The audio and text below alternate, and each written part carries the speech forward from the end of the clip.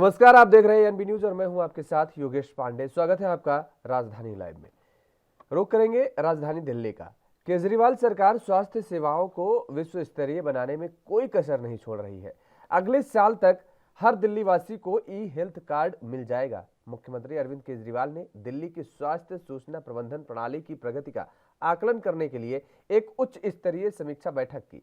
CM Arvind Kejriwal ने संबंधित विभागों को HIMS प्रणाली लागू होने से कम 3 महीने पहले दिल्ली की जनता को ई हेल्थ कार्ड उपलब्ध कराने के निर्देश दिए हैं और इस प्रणाली को मार्च 2023 से शुरू होने की पूरी उम्मीद जताई जा रही है। बता दें कि स्वास्थ्य सूचना प्रबंधन प्रणाली का उद्देश्य स्वास्थ्य प्रबंधन को विश्व स्तरीय बनाना है और इस तरह की योजना भारत में कभी नहीं लाई गई है। यह पूरे देश में अपनी तरह की पहले ई हेल्थ कार्ड होंगे जिसमें मरीज का सभी पूरी जानकारी क्लाउड पर उपलब्ध होगी। और समीक्षा बैठक में मुख्यमंत्री के साथ उप मुख्यमंत्री मनीष सिसोदिया, स्वास्थ्य मंत्री सत्येंद्र जैन सहित संबंधित विभागों के वरिष्ठ अधिकारी भी मौजूद रहे। मुख्यमंत्री अरविंद केजरीवाल ने स्वास्थ्य सूचना प्रबंधन प्रणाली और ई हेल्थ कार्ड योजना को लेकर दिल्ली सचिवालय में उच्च स्तरीय बैठक की। इस बैठक में उप मुख्यमंत्री मनीष सिसोदिया, स्वास्थ्य मंत्री सत्येंद्र जैन और वरिष्ठ अधिकारी भी मौजूद रहे। समीक्षा बैठक में सीएम अरविंद केजरीवाल ने HIMS और ई हेल्थ कार्ड योजना के लेकर अधिकारियों से प्रगति रिपोर्ट भी ली है। अधिकारियों ने मुख्यमंत्री को योजना के क्रियान्वयन से संबंधित समय सीमा से अवगत कराया और योजना की प्रगति से जुड़े सभी आंकड़े भी पेश किए।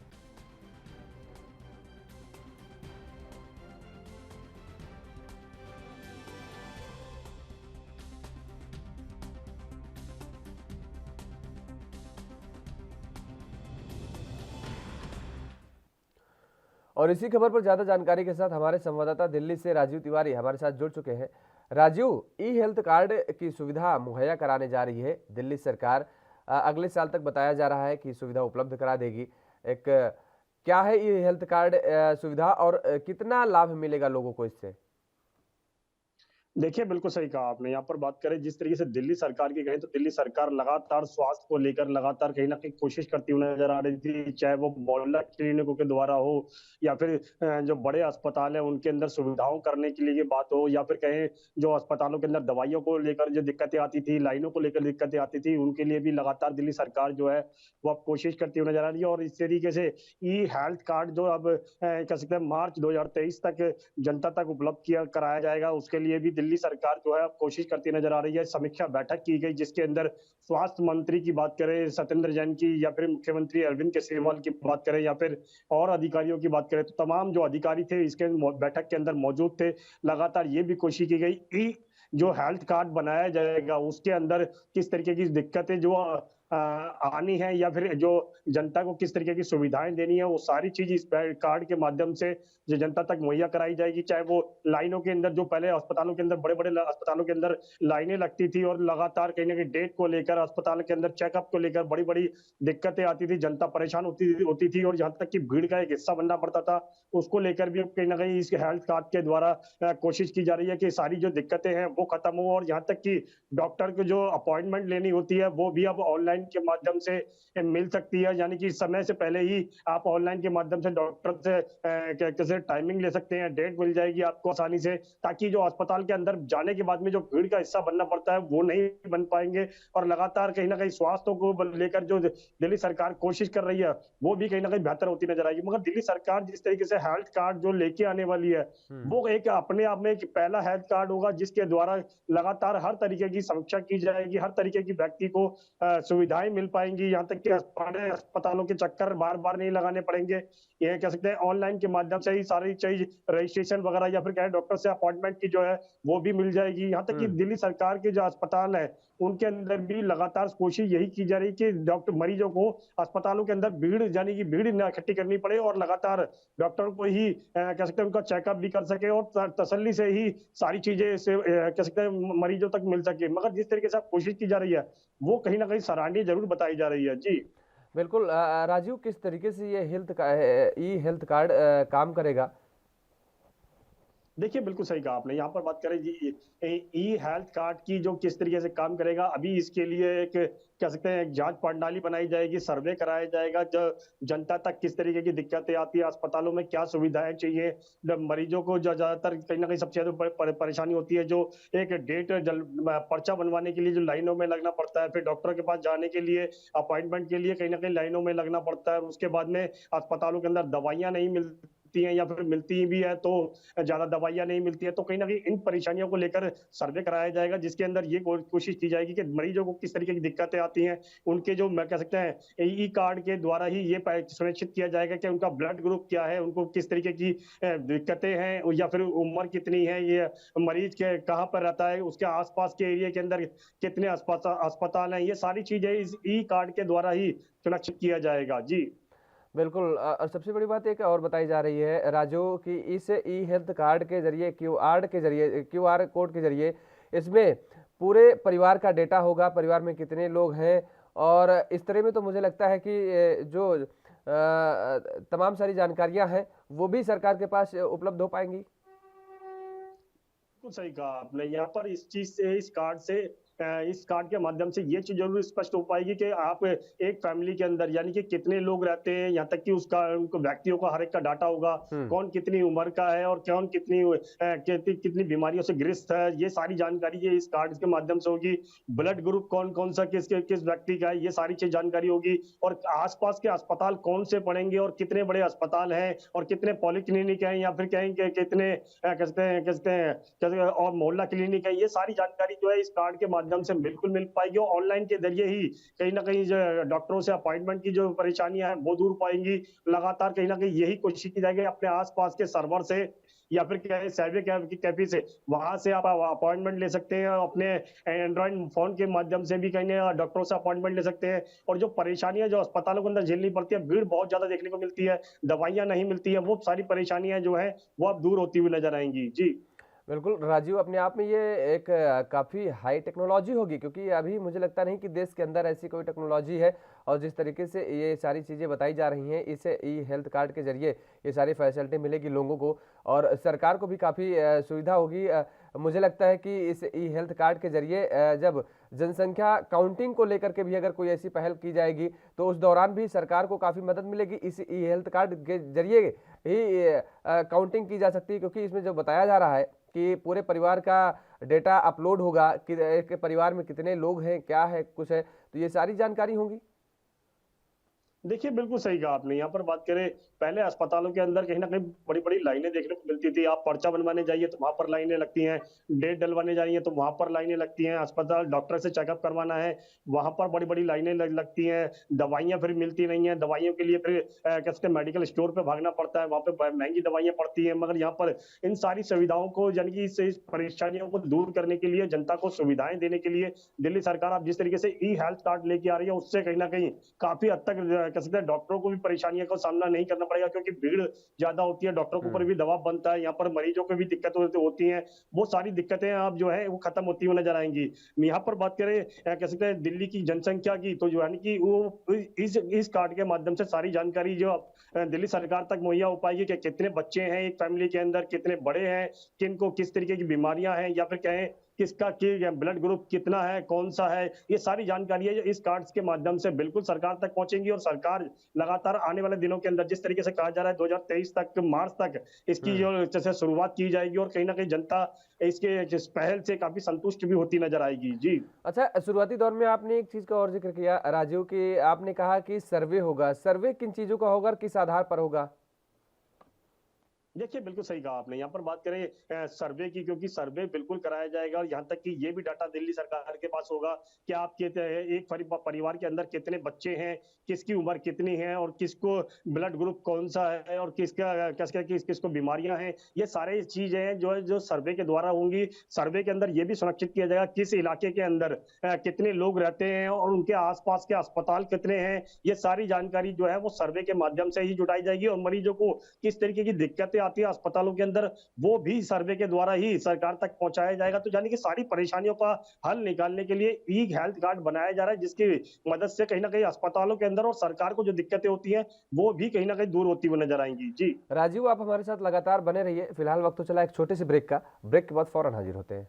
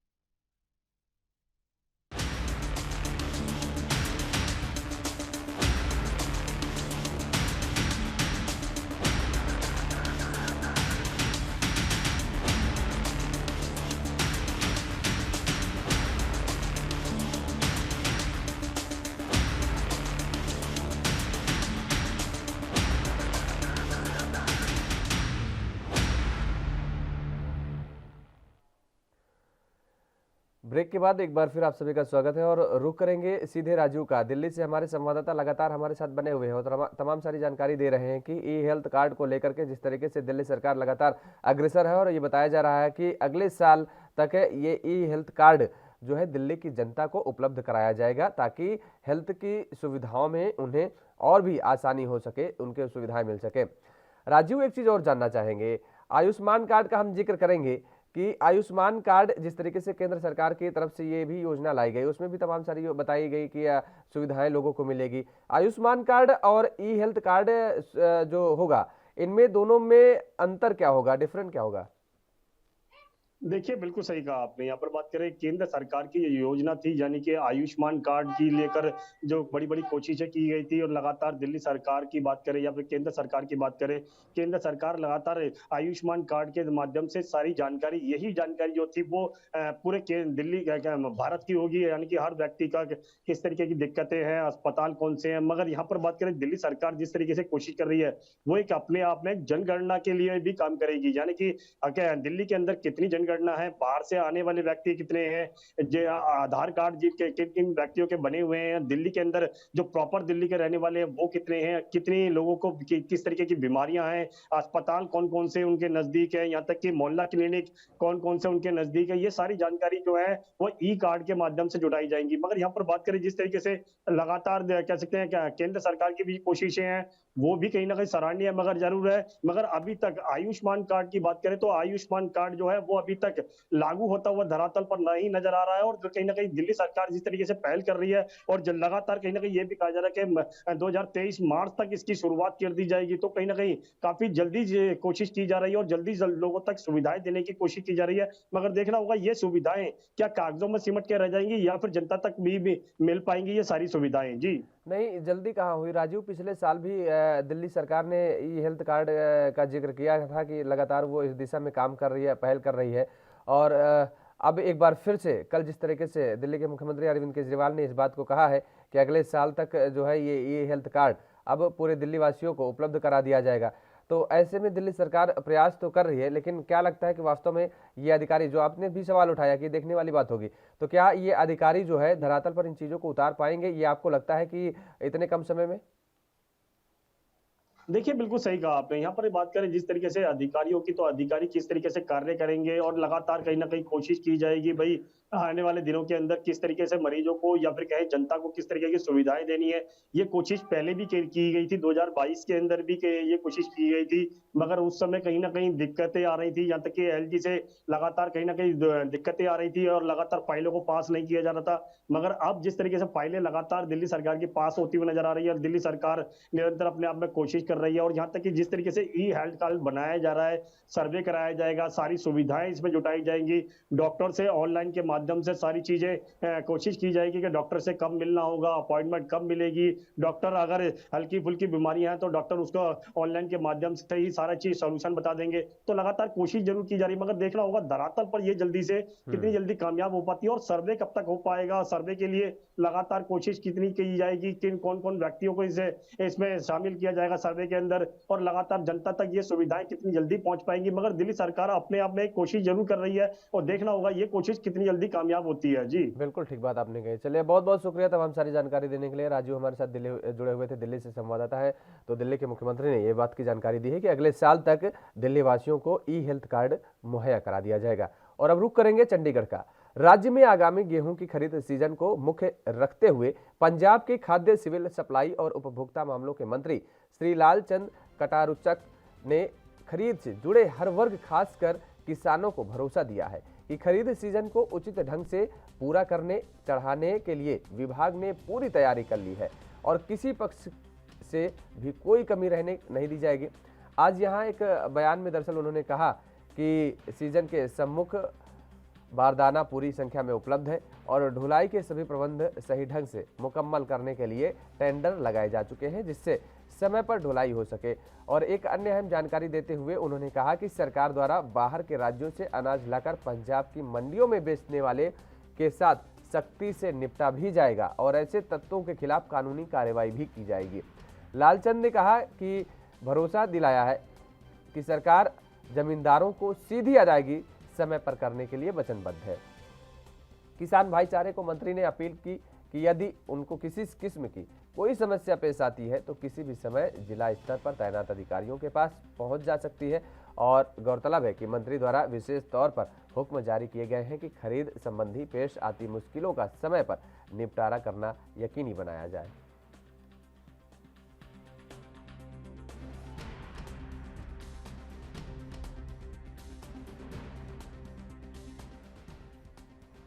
तो गेहूं की खरीद के लिए विभाग अब तैयार हो गया है। पंजाब में लगातार जिस तरीके से बातें कही जा रही हैं और इस बात की जानकारी खुद विभागीय मंत्री लालचंद कटारुचक ने दिया है और गेहूं की खरीद के लिए विभाग तैयार है। उन्होंने कहा है पूरी तैयारियां लगभग कर ली गई हैं।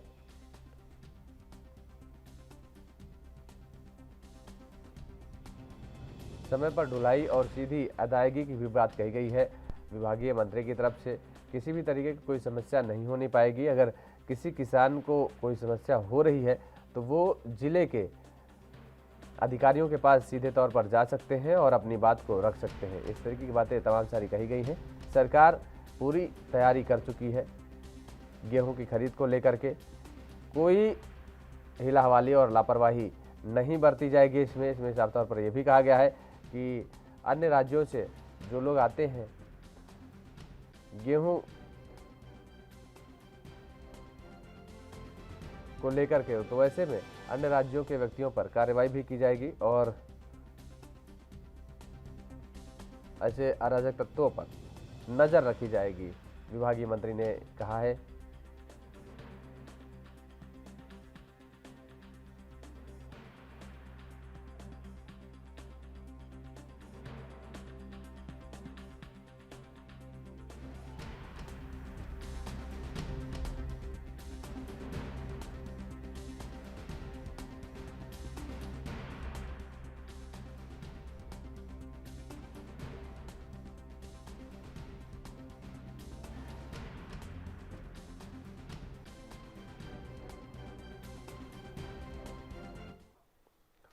और फिलहाल रुकते हैं एक छोटे से ब्रेक के लिए। ब्रेक के बाद फौरन हाजिर होते हैं।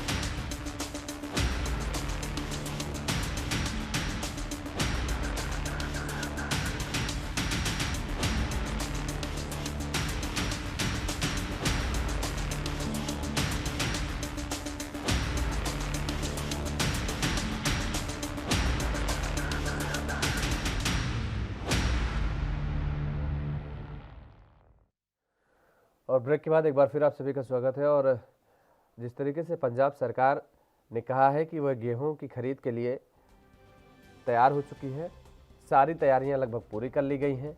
विभागीय मंत्री ने इस बात की जानकारी दी है और किसानों को किसी भी तरीके से कोई समस्या नहीं होने दी जाएगी।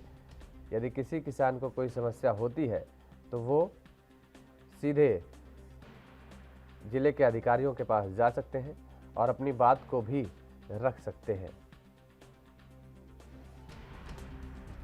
समय पर ढुलाई और सीधी अदायगी का प्रावधान किया जाएगा। विभागीय मंत्री ने इस बात की जानकारी दी है।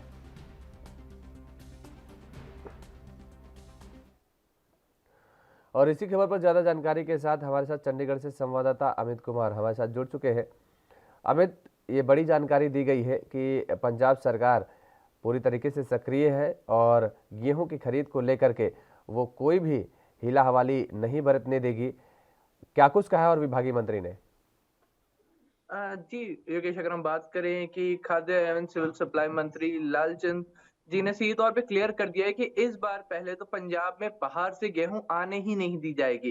इसके लिए बकायदा डीजीपी को सख्त निर्देश ऑर्डर कर दिए गए हैं कि पूरे पंजाब के हर एक बॉर्डर में वहां पर तैनाती कर दी गई है। लोगों से अपील की गई है कि अगर कोई भी व्यक्ति बाहर से सस्ता गेहूं खरीद कर पंजाब में एमएसपी बेचने की कोशिश करता है, क्योंकि पंजाब में एमएसपी एश्योर्ड है और ज्यादातर ऐसे इंस्टेंस देखने को मिलते हैं जब बाहर से सस्ता गेहूं खरीद कर यहाँ पंजाब में उन बेचने की कोशिश की जा रही है। इसके ऊपर बकायदा मंत्री ने एक चीज, लालचंद जी ने एक चीज बिल्कुल क्लियर कर दी है कि जो गेहूं की एमएसपी दी जाती है वो किसानों के लिए दी जाती है, ना कि व्यापारियों के लिए, जो कि सस्ते में गेहूं बाहर से खरीदते हैं और पंजाब में आकर उनको बेच के मोटा मुनाफा कमाते हैं। तो इस चीज की उन्होंने बिल्कुल क्लियर कट बोल दिया है कि कोई भी बनती कार्रवाई जो उनके ऊपर होगी वो करेंगे। तो इसलिए लोगों से भी अपील की है कि अगर आपके एरिया में जहां, क्योंकि 2300 के करीब बार मंडियां तैयार की गई हैं, 1 अप्रैल से खरीद शुरू हो जाएगी और उसके लिए तैयारियां पूरी हैं, पर जो किसान वहां पे हैं, जो आम जनता वहां पे है,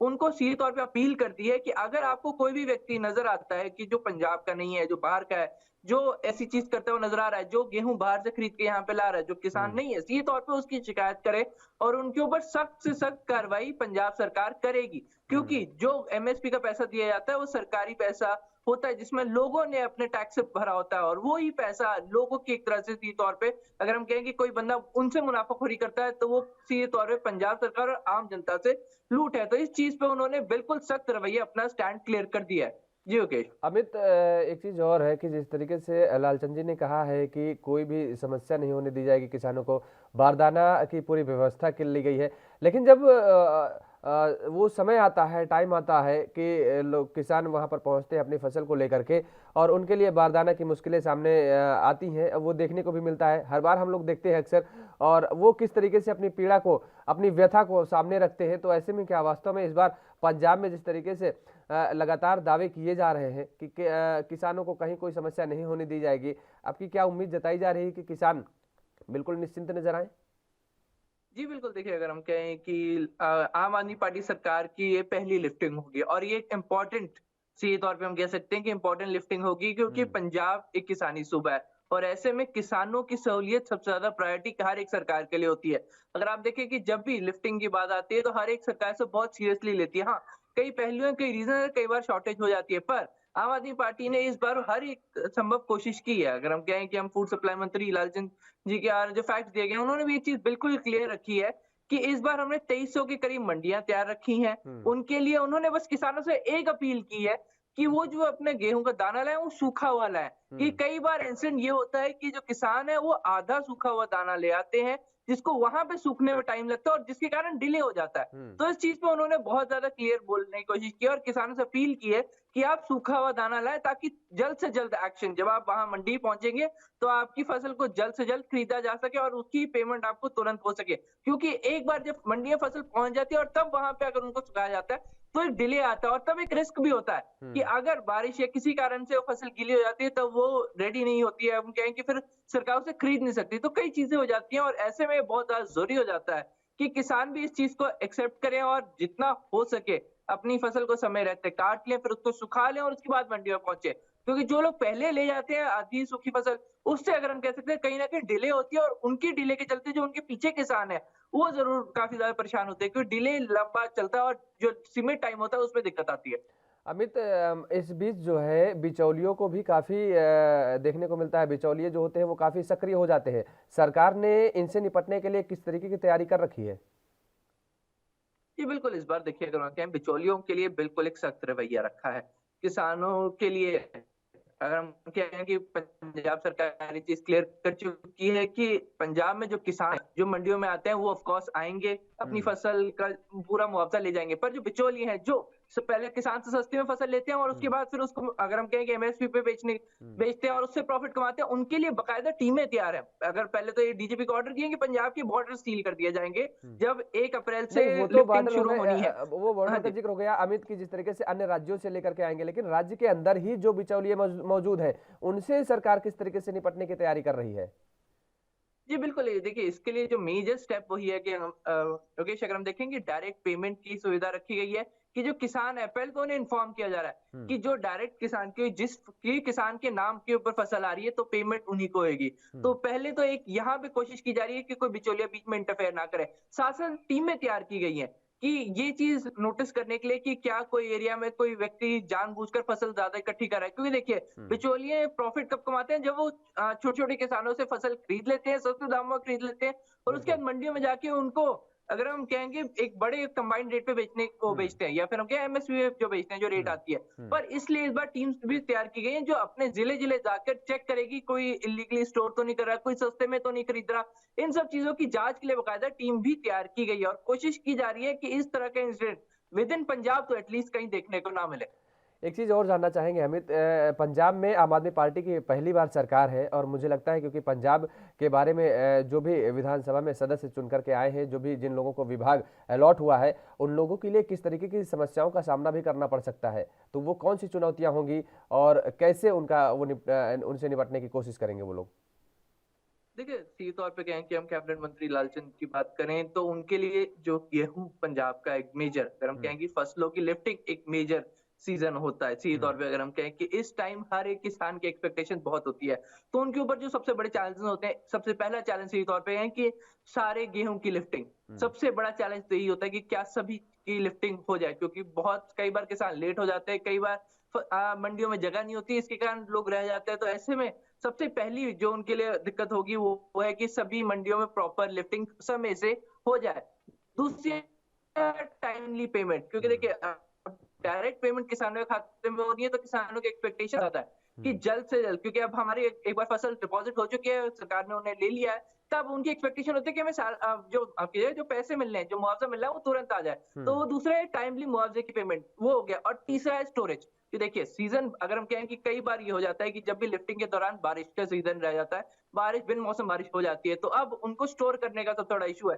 ये बोथ प्रोक्योर करने से पहले और प्रोक्योर करने के बाद क्यों नहीं प्रोक्योर करने से पहले वहाँ पे किसानों की फसल होती है और अगर वो बारिश में गीली हो जाती है तो हुँ, किसान उसको नहीं बेच सकता और सरकार उसे खरीद नहीं सकती ऐसे-ऐसे के नियमों के तहत।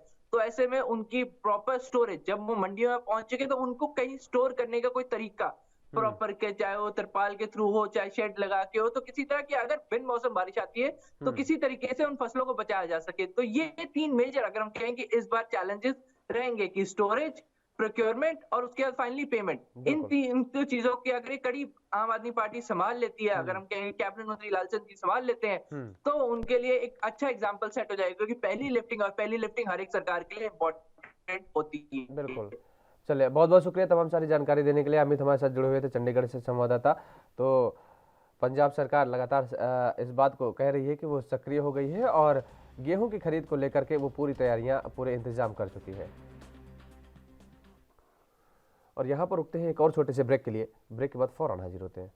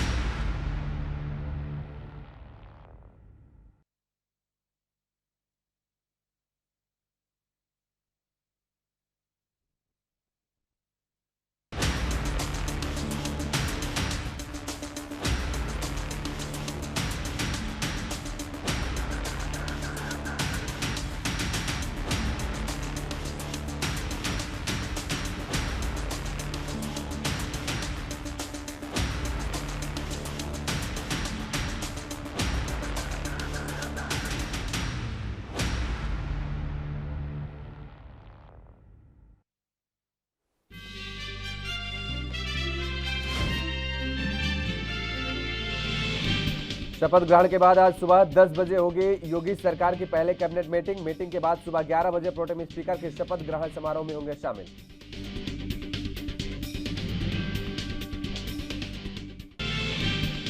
अनिल अंबानी ने आर इंफ्रा और रिलायंस पावर के निदेशक पद से दिया इस्तीफा, सेबी की कार्रवाई के बाद उठाया बड़ा कदम।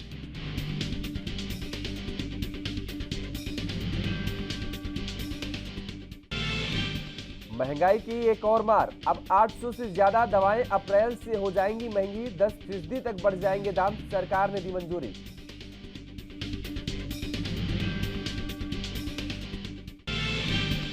और एक महीने से जारी है रूस यूक्रेन में जंग के बीच यूक्रेन का दावा, कहा थिएटर हमले में हुई 300 की मौत, शहरों में बड़ी भुखमरी।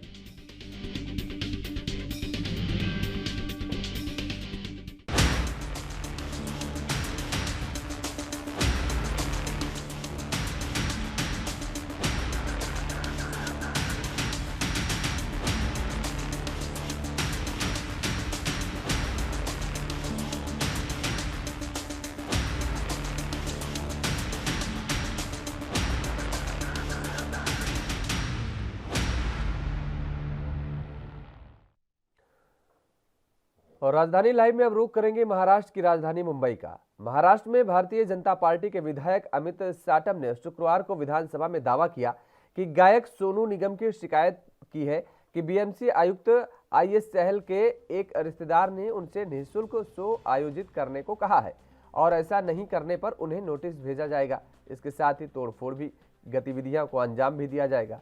विपक्षी दल के विधायक ने राज्य सरकार से मामले में कार्रवाई की मांग की है। साटम ने विधानसभा में कहा, सोनू निगम ने शिकायत दी है कि चहल के भाई राजिंदर सोनू निगम को निःशुल्क शो आयोजित करने को कह रहे हैं। ऐसा न करने पर उनके घर नोटिस भेजा जाएगा और तोड़फोड़ की गतिविधियों को अंजाम दिया जाएगा। इसलिए सरकार को इस पर ध्यान देना चाहिए और राजिंदर और इकबाल सिंह चहल के खिलाफ कार्रवाई करनी चाहिए। विधान भवन परिसर में पत्रकारों से बातचीत के दौरान भाजपा विधायक ने आरोप को दोहराया। उन्होंने कहा कि आईएस चहल के चचेरे भाई राजिंदर ने सोनू निगम से कुछ शो मुफ्त में करने का अनुरोध किया है, लेकिन गायक ने मना कर दिया तो उन्हें फोन पर अपशब्द कहे गए और धमकाया गया। साटम ने कहा कि इस तरह का व्यवहार किसी भी कीमत पर बर्दाश्त नहीं किया जाना चाहिए। सोनू निगम जी ने ऐसी कंप्लेंट दी है कि मुंबई महानगर पालिका के आयुक्त इकबाल सिंह चहल के भाई राजिंदर नाम का व्यक्ति उन्हें फ़ोन करके धमकी दे रहा है, उनके ऑफिस में फ़ोन करके उनके कोलीग्स को धमकी दे रहा है कि फ्री शोज करो वरना हम आपको देख लेंगे। और सोनू निगम जी को ये डर लग रहा है कि जिस प्रकार की कार्रवाई इकबाल सिंह चहल अलग अलग व्यक्तियों के ऊपर मुंबई शहर में कर रहे हैं, घरों को नोटिस भेजना, तोड़क कार्रवाई करना, कंगना जी के ऊपर जो कार्रवाई हुई, राणे साहब के घर पे जो नोटिस भेजी गई, मोहित भारतीय के ऊपर जो कार्रवाई अभी चल रही है, वैसी कार्रवाई कहीं उनके ऊपर भी ना हो, ऐसा डर सोनू निगम जी जो पद्मश्री अवार्ड विनर है, जो भारत के एक सुप्रसिद्ध गायक है, उन्हें ऐसा डर लग रहा है। और मुझे ऐसा लगता है कि मुंबई महानगर पालिका के आयुक्त इकबाल सिंह चहल की जो वाजेगिरी है ये पीक पर पहुंच चुकी है।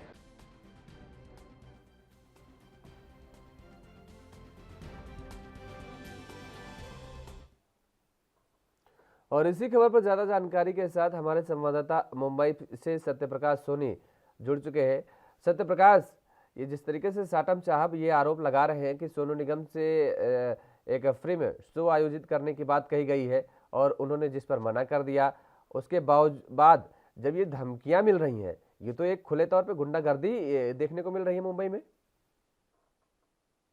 बिल्कुल योगेश जी, देखिए जिस तरह से विधानसभा के अंदर भाजपा विधायक अमित साटम ने आरोप लगाया कि सोनू निगम ने एक पत्र दिया है जिसमें ये का जिक्र किया है कि मुंबई महानगर पालिका के आयुक्त इकबाल सिंह चहल के चचेरे भाई राजिंदर चहल ने उन्हें फोन पर धमकी दी है कि वह मुफ्त में शो करे, अन्यथा बाकी लोगों में यानी कि नारायण राणे के यहाँ जिस तरह से बीएमसी ने नोटिस दी है तोड़क कार्रवाई की, मोहित कंबोज के यहाँ जिस तरह से नोटिस दी गई है तोड़क कार्रवाई की, उसकी प्रक्रिया चल रही है, अन्य जो तमाम बड़े लीडर है या फिर एक्टर है, उन्हें नोटिस दी गई है मुंबई महानगर पालिका की थोड़ा कार्रवाई की। उसी तरह तुम्हारे यहाँ भी इस तरह की कार्रवाई की जाएगी, अन्यथा मुफ्त में शो करें। लेकिन इस मामले को लेकर पुलिस स्टेशन नहीं जाया गया, बल्कि विधानसभा में इस पर आवाज उठाई गई। तो जाहिर तौर पर एक बड़ा सवाल खड़ा होता है कि इस तरह का जो आरोप प्रत्यारोप विधानसभा में चल रहा है, वो कहीं न कहीं मुंबई पुलिस स्टेशन तक कथित होना चाहिए। सत्य प्रकाश, क्या चहल के चचेरे भाई को ये नहीं पता क्या कि वो खुद आयुक्त है या उनके चचेरे भाई आयुक्त हैं? कार्रवाई तो इकबाल चहल कर सकते हैं, उनके चचेरे भाई ये धमकी कैसे दे सकते हैं? इसका मतलब अगर वो धमकी दे रहे हैं और अगर कुछ साक्ष्य सोनो सूद उपलब्ध करा रहे हैं, तो जाहिर तौर पर है कि जो कार्रवाइयों का जो आरोप लगाया जा रहा है भारतीय जनता पार्टी की तरफ से, वो तो कहीं ना कहीं सही साबित होता नजर आएगा फिर। बिल्कुल, देखिए योगेश जी, पिछले 30 सालों से शिवसेना जो है सत्ता में काबिज, खासकर मुंबई महानगर पालिका में उस पर कब्जा है। शिवसेना जो है जब भी मौका मिलता है मनमानी तरीके से अपनी वक्तव्य रखती है और ये करवा भी लेती है। जैसा कि आपने देखा होगा कि लगातार जो है बदले की भावना से लोगों को नोटिस दी जाती है, उन पर कार्रवाई भी की जाती है। जिस तरह से कंगना रनौत के साथ हुआ, फिर मंत्री महोदय नारायण राणे के साथ हुआ। तो इस तरह की बातें जो है आप कहीं न कहीं सोनू निगम के द्वारा भी कही जा रही है कि ऐसा आरोप जो है उन्होंने मुंबई महानगर पालिका के आयुक्त इकबाल सिंह चहल उनके रिश्तेदार के ऊपर लगाया है।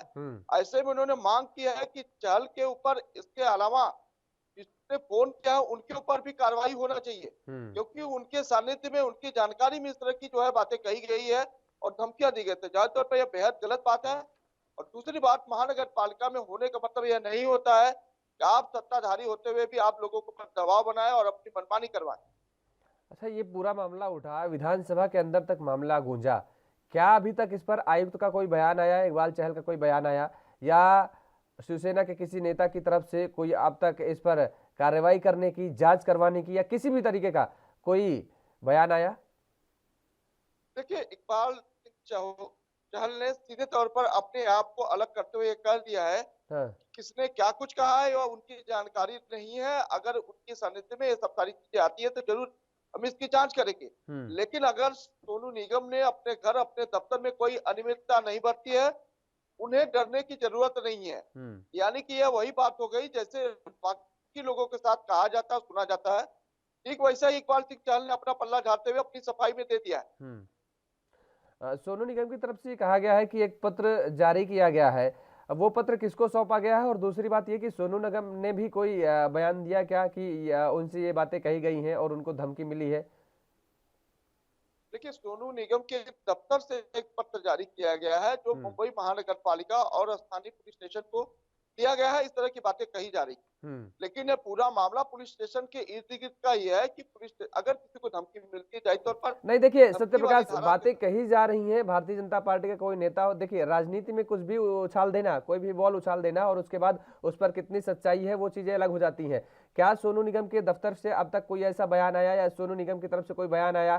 क्योंकि अगर थाने में एक पुलिस स्टेशन पर भी एफआईआर दी गई है या फिर बीएमसी को भी कोई नोटिस, कोई पत्र दिया गया होगा, तो जाहिर तौर पर है अधिकारियों ने उसका बताया होगा, अधिकारी उसको बताएंगे पत्र, क्योंकि कोई ऐसी चीज तो है नहीं कि बता नहीं सकते हैं। इसी चीज की जानकारी लेंगे आपसे और फिलहाल रुकते हैं एक छोटे से ब्रेक के लिए। ब्रेक के बाद फौरन हाजिर होते हैं।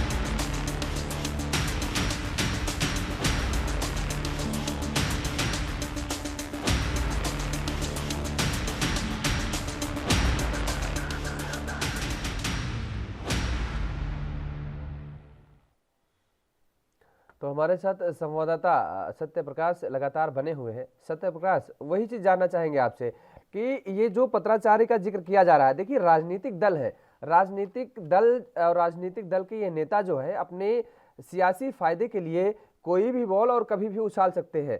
और क्योंकि आप जानते हैं अक्सर ऐसा होता है, देखने को मिला है। जो जिस पत्र का जिक्र किया जा रहा है वो पत्र अब तक सामने आया क्या, या जिन अधिकारियों को पत्र सौंपा गया उनकी तरफ से कोई बयान आया क्या, या जिन्होंने सौंपा उनके तरफ से कोई जानकारी दी गई? बिल्कुल नहीं योगेश जी, देखिए यही तो विडंबना है कि विधानसभा में आवाज गूंजी जाती है और ऐसे में न कोई पत्र दिखाता है और न कोई सामने आकर बात करता है। सिर्फ मुंजबानी जंग की बात की जा रही है, जैसा कि अमित साटव ने विधानसभा में कहा कि इकबाल सिंह चहल के ऊपर इस तरह का आरोप लगाया गया, उनके चचेरे भाई के ऊपर आरोप लगाया गया। अब ऐसे में न तो सोनू निगम ने आकर मीडिया से बात की है, नहीं सोनू निगम द्वारा दिए गए पत्र का जिक्र किया गया है, लेकिन आरोप लगाया गया है कि सोनू निगम के चचेरे भाई राजेंद्र ने इस तरह का जो है धमकी दी है, आरोप लगाया है। तो जाहिर तौर पर भारतीय जनता पार्टी को जब भी कोई मौका मिलता है, वो विधानसभा चल रही है, ऐसे में वो उसे भुनाना नहीं चाहते, इसलिए वो विधानसभा में इस पे जिक्र किया और इस पे मांग की विधानसभा के दौरान कि आप सोनू निगम के ऊपर लगाए गए आरोपों का जांच कीजिए। इसके अलावा इकबाल सिंह चहल और उनके चचेरे भाई राजेंद्र के ऊपर तत्काल प्रभाव में मामला दर्ज कर जांच कीजिए, इस तरह का आरोप लगाया है। लेकिन अब तक सोनू निगम ने किसी तरह का बयान नहीं दिया है कि उनके साथ क्या कुछ हुआ है या उनके दफ्तर में क्या कुछ किया गया है, कैसा पत्र भेजा गया है, इस तरह की जानकारी सोनू निगम ने नहीं दिया। देखिए दो चीजें यहाँ पर निकल करके आ रही हैं सत्य प्रकाश। पहला तो ये कि अगर पत्र जारी हुआ है तो वो सामने आना चाहिए। विधायक हैं, उनके लिए मुझे लगता है कि बहुत मुश्किल नहीं है कि किसी थाने में अगर एफआईआर है तो उस एफआईआर कॉपी को निकलवाना। दूसरी बात ये कि अगर विधानसभा में इस बात को उठाया गया है तो सरकार की तरफ से क्या कुछ जवाब दिया गया है, क्योंकि जवाब तो जाहिर तौर पर दिया गया होगा विधानसभा में। बिल्कुल, देखिए कल पूरे दिन विधानसभा के दौरान महाराष्ट्र के मुख्यमंत्री उद्धव ठाकरे ने बीजेपी को आड़े हाथों लिया है। बीजेपी के तमाम जो आरोप लगाए गए हैं उन सभी आरोपों पर उन्होंने जवाब दिया है। खासकर इकबाल सिंह चहल को लेकर भी उन्होंने जवाब दिया है कि अगर यह धमकी भरा मामला है तो जाहिर तौर पर तुरंत पुलिस स्टेशन जाना चाहिए और पुलिस इस मामले की जांच करेगी। रही बात लेटर देने की कि लेटर सामने पेश करेंगे, उस लेटर में क्या कुछ गड़बड़ियां हैं उसकी हम जांच करवाएंगे। लेकिन इस तरह का विधानसभा में किसी नेता को लेकर या किसी गायक को लेकर आवाज उठाना ये बेहद गलत है। बीजेपी पीछे से वार करती है, सामने से वार नहीं करती है, इस तरह का वक्तव्य मुख्यमंत्री जी ने दिया है। बिल्कुल, चलिए बहुत बहुत शुक्रिया तमाम सारी जानकारी देने के लिए। सत्यप्रकाश सोनी हमारे साथ जुड़े हुए थे मुंबई से संवाददाता, तो जिन्होंने बताया कि किस तरीके से सोनू निगम के ऊपर जो आरोप लगाए जा रहे हैं उनको लेकर के पक्ष और विपक्ष आमने सामने नजर आ रहा है। विधानसभा तक में ये पूरा मामला गूंजा है। और अब रुख करेंगे हिमाचल प्रदेश का। कोविड काल में बाधित रहा जयराम सरकार का महत्वाकांक्षी कार्यक्रम जनमंच एक बार फिर से शुरू हो रहा है। राज्य सरकार का जनमंच कार्यक्रम 3 अप्रैल को होगा और यह जयराम सरकार के 25वां जनमंच होगा। इसके लिए सरकार ने शेड्यूल भी जारी कर दिया है। शिमला जिले के जनमंच में महेंद्र सिंह ठाकुर जनता की दिक्कतों को सुनेंगे, उनकी समस्याओं को समझेंगे। और इसके अलावा सुरेश भारद्वाज बिलासपुर में, शरणवीर चौधरी ऊना में, राजीव सैजल डलहौजी में, राकेश पठानिया अर्की में, विधानसभा अध्यक्ष विपिन सिंह परमार सुजानपुर में और विधानसभा उपाध्यक्ष हंसराज लाहौल स्पीति के काजा में जनता की समस्याओं को सुनेंगे। बता दें कि जयराम सरकार जनमंच को अपना महत्वाकांक्षी कार्यक्रम बताती है।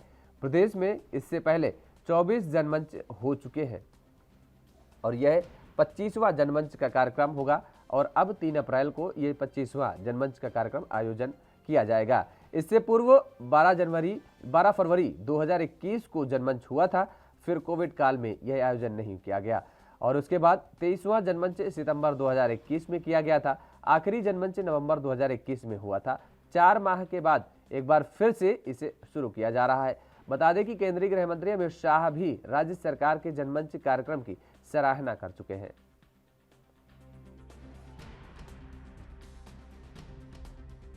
तो हिमाचल सरकार एक बार फिर से जनमंच कार्यक्रम आयोजित करेगी और जनमंच कार्यक्रम के तहत लोगों की समस्याओं को सुना जाएगा और अलग अलग क्षेत्रों में लोगों की समस्याओं को सुना जाएगा। सरकार के नुमाइंदे अलग अलग क्षेत्रों में जाएंगे और वहां पर जनता से रूबरू होंगे, जनता की बातों को सुनेंगे और समझेंगे, उसके बाद उन समस्याओं को निराकरण करने की प्रयास भी करेंगे। लगातार जनमंच कार्यक्रम का आयोजन किया जा रहा था हिमाचल सरकार की तरफ से, लेकिन कोरोना के दौरान ये कार्यक्रम बंद कर दिया गया था और उसके बाद एक बार फिर से 4 माह बाद आयोजन इसका शुरू किया जाएगा। ये 25वां जनमंच कार्यक्रम होगा। इसके पहले 24 जनमंच कार्यक्रम का आयोजन हिमाचल सरकार करा चुकी है और सरकार की ये महत्वाकांक्षी कार्यक्रमों में से एक माना जाता है जनमंच कार्यक्रम को।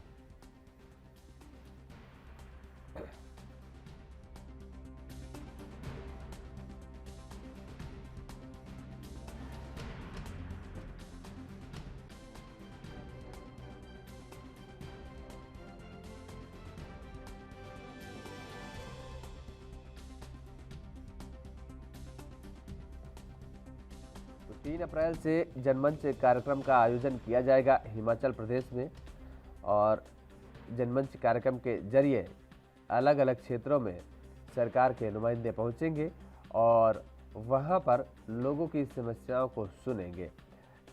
लोगों की समस्याओं को सुनने के बाद उसका निराकरण भी किया जाएगा। अब तक बता दें आपको कि 24 जनमंच कार्यक्रम आयोजित किए जा चुके हैं। 25वां जनमंच कार्यक्रम 3 अप्रैल को होगा।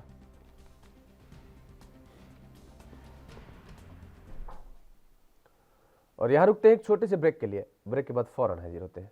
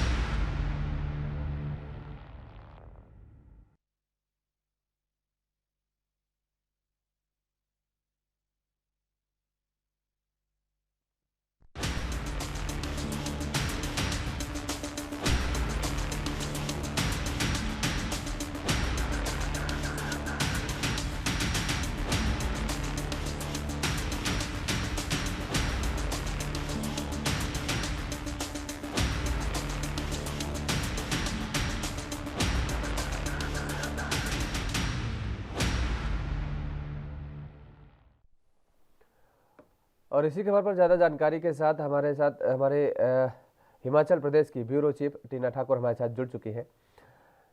टीना, जिस तरीके से ये जनमंच कार्यक्रम का आयोजन 3 अप्रैल से शुरू किया जाएगा, बताया जा रहा है कि अब तक 24 ऐसे कार्यक्रम हो चुके हैं। ये 25वां कार्यक्रम होगा।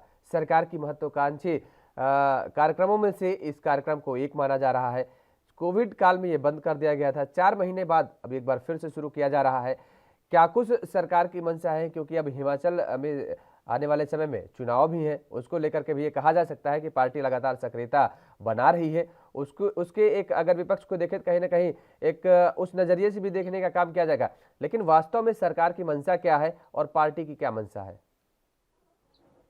जी, मैं जैसे आपको बताऊं, ये सरकार का 25वां जनमंच है। इससे पहले 24 जनमंच आयोजित किए गए, जो 232 स्थानों पर हिमाचल में अलग अलग जगहों पर आयोजित किए गए, जिनमें 50,000 से ऊपर जो समस्याएं हैं वो जनमंच के जरिए सामने आई और सरकार का दावा है कि उनमें से 93% समस्याओं का समाधान जो है सरकार ने तत्काल किया है।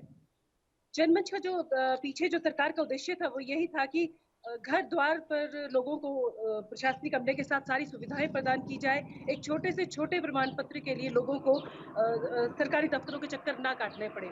हालांकि इसके पीछे ध्येय ये भी है कि चुनावी वर्ष है, चुनावी वर्ष से पहले से हालांकि ये शुरू है, चुनावी साल में जो इसकी सक्रियता है वो इसको जोड़ के देखा जा रहा है कि सरकार लोगों तक घर घर तक पहुंचेगी और अगर कोई नाराज है, किसी में नाराजगी है, तो इसके जरिए वो भी सामने भी आएगी और सरकार उसको दूर करने का प्रयास भी करेगी। बिल्कुल हाँ जी। बिल्कुल टीना, लेकिन अगर अब तक क्योंकि 24 कार्यक्रम हो चुके हैं, एक रुझान आ जाता है सामने। कहा जा रहा है कि अमित शाह जी ने भी इस कार्यक्रम की तारीफ की है, सराहना की है, लेकिन जो रुझानों का अगर जिक्र करें तो उसमें जनता का क्या रुझान है? इस जनमंच कार्यक्रम के जरिए जो जनता की समस्याओं को सुना जा रहा है, क्या वास्तव में उनका निराकरण भी हो रहा है? जी, हालाँकि ग्रामीण क्षेत्रों में जो जनमंच लगाए गए हैं, तो लोगों का कहना है कि जो छोटे-छोटे सर्टिफ़िकेट्स हैं, जैसे आय प्रमाण पत्र है हम्म। या शारीरिक अक्षमता की जो पेंशन थी या कोई किसी जैसे गैस कनेक्शंस है या कोई दूसरी जो समस्याएँ थी, जो छोटी-छोटी समस्याएँ जिनके लिए उन्हें बहुत दूर तक जाना पड़ता था, वे वहाँ पर हल हुई हैं। हम्म। हालाँकि अगर दूसरे इसका पक्ष देखा जाए तो ये भी है कि वहाँ पे जो मंत्री हैं मौजूद रहते हैं, वो सरकारी अधिकारियों को आदेश तो देते हैं, निर्देश तो देते हैं कि हम्म। इन समस्याओं को तत्काल हल किया जाए, लेकिन ऐसा हो नहीं पाता है। तो इसमें ये देखने में आया है कि जनमंच के ज़रिए सरकार की कई बार फजीहत भी हुई है। हम्म। बिल्कुल फजीहत भी हुई है और जाहिर तौर पर है अब एक बार फिर से उसको सक्रियता बनाते हुए सरकार इस बात को कोशिश कर रही है कि आने वाले समय में कहीं ना कहीं जो चीज़ें हैं जो अन्य राज्यों में भारतीय जनता पार्टी इतिहास रच रही है, हिमाचल प्रदेश में भी ऐसा इतिहास रचने का काम करे। अगर लू पॉइंट देखें इसमें टीना, तो लू पॉइंट क्या निकल करके आ रहा है सरकार के लिए?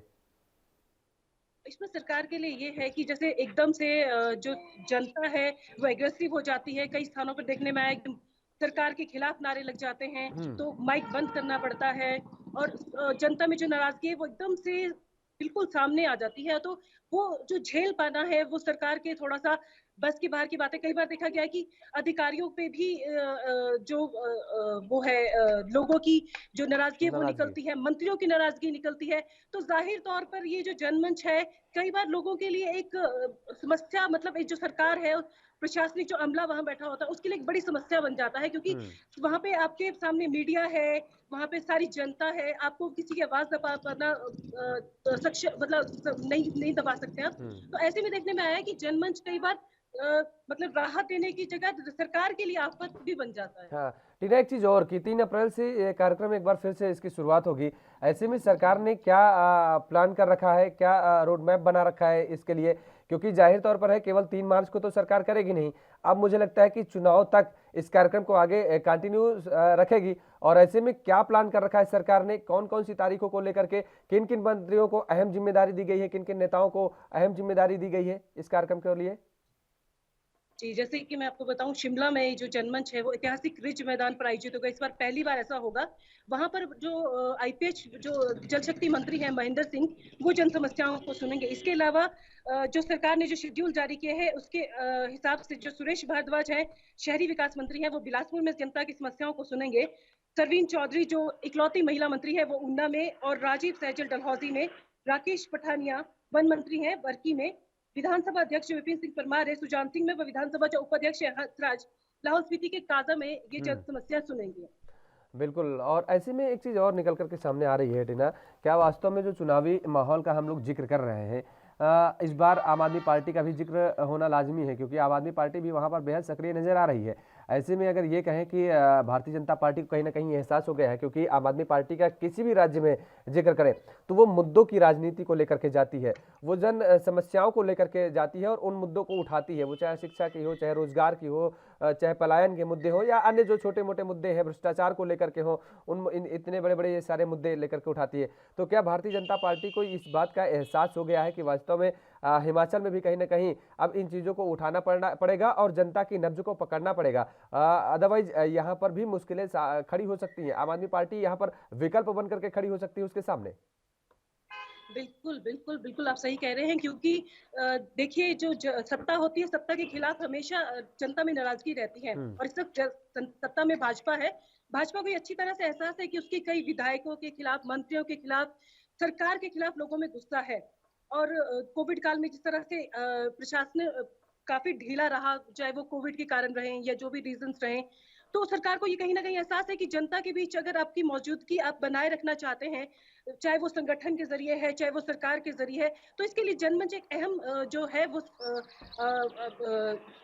वो साबित हो सकता है। क्योंकि इसमें आम आदमी जो पार्टी है वो पहले ही एक बड़ी चुनौती बनकर सामने आ गई है, क्योंकि दोनों दलों से लोग टूट कर इसमें जा रहे हैं। जो बड़े जो नेता हैं, कांगड़ा में अगर देखा जाए, कांगड़ा हमारा सबसे बड़ा जिला है, वहाँ भाजपा में बहुत नाराजगी, भाजपा के प्रति बहुत नाराजगी, और जो वहाँ के अहम नेता है उनके साथ आम आदमी पार्टी की बातचीत अभी चल रही है, और अगर वहां से ये धड़ा टूट कर आम आदमी पार्टी में जाता है तो निश्चित तौर पे भाजपा के लिए बड़ी मुश्किलें हल होंगी, और जो उसका मिशन रिपीट है उसको कहीं ना कहीं बड़ा झटका लगने का वो लग सकता है। तो क्या लगता है टीना कि अगर हिमाचल का जिक्र करें, पूरे हिमाचल का हम जिक्र करें, तो वहां पर सरकार की तरफ से जनमंच कार्यक्रम को आयोजित करके एक बार जो नाराजगी है जनता के बीच में उसको दूर कर सकती है क्या सरकार?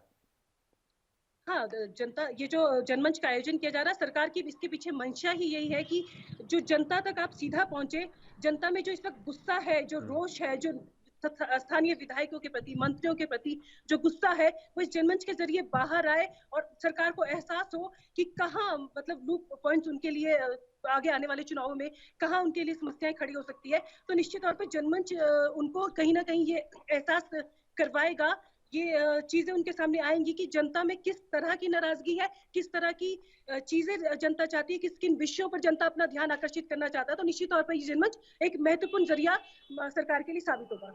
बिल्कुल। एक और अहम बात निकल कर के सामने आ रही है, उस पर भी जानना चाहेंगे टीना, बात भी करना चाहेंगे, कांग्रेस का जिक्र करेंगे, क्योंकि कांग्रेस वहां पर ये कहा जाता है कि एक बार कांग्रेस ने शासन किया तो दूसरी बार भारतीय जनता पार्टी, और इस बार कांग्रेस को काफ़ी उम्मीदें हैं, क्योंकि इस बार अगर परिवर्तन का जिक्र करें तो कांग्रेस इस बात को लेकर के आश्वस्त है कि इस बार उसकी बारी है हिमाचल प्रदेश में। तो कांग्रेस किस तरीके से वहां पर अपनी सक्रियता और अपनी पैठ बनाने में लगी हुई है? जी, अभी अगर देखा जाए, मैंने कल भी बात की थी कि कांग्रेस यहाँ पे संगठन को मजबूती देने में जुटी हुई है, सदस्यता अभियान में तेजी लाई जा रही है। और इसमें खास बात एक और बताना चाहूंगी कि कांग्रेस ने अपने जो कुछ जो लोग हैं जिनको निलंबित किया था किन्हीं न किन्हीं कारणों से, गुटबाजी के कारण निलंबित हुए थे कुछ लोग पार्टी विरोध के कारण निलंबित हुए थे, उन्हें वापसी लिया जा रहा है, इस डर से भी कि कहीं वो आम आदमी पार्टी में ना चले जाए। तो ये कल से जो प्रक्रिया शुरू हुई है, हम सामने देखने में आया हिमाचल में कि अभी तक ये नहीं होता था कि लोगों को निलंबन इतनी जल्दी वापस ले लिया जाता था। निलंबन इनका वापस लिया जा रहा है, सदस्यता अभियान में तेजी लाई जा रही है, और कांग्रेस कहीं ना कहीं खामोशी से ये दिखाने की कोशिश कर रही है कि हम सारे एकजुट हैं, और सत्ता में वापसी में आने के लिए कांग्रेस हर प्रयास करेगी, क्योंकि उसको पता है कि भाजपा के साथ साथ उसके सामने एक बड़ी चुनौती आम आदमी पार्टी है, क्योंकि भाजपा से ज्यादा उसको इस वक्त आम आदमी पार्टी से खतरा है। बिल्कुल। चलिए, बहुत बहुत शुक्रिया तमाम सारी जानकारी देने के लिए। टीना हमारे साथ जुड़ी हुई थी, हिमाचल प्रदेश की ब्यूरो चीफ है। तो जिस तरीके से अब जनमंच कार्यक्रम का एक बार फिर से हिमाचल सरकार आयोजन करने जा रही है, और जाहिर तौर पर जिस तरीके से टीना ने बताया कि जो प्रदेश के अंदर लोगों के अंदर कहीं भी नाराजगी है तो उस नाराजगी को दूर करने के लिए इस जनमंच कार्यक्रम के जरिए सरकार एक अच्छा प्रयास करेगी। राजधानी लाइव में फिलहाल मेरे साथ इतना ही। देश और दुनिया की तमाम खबरों के लिए आप बने रहिए ARB न्यूज के साथ। नमस्कार।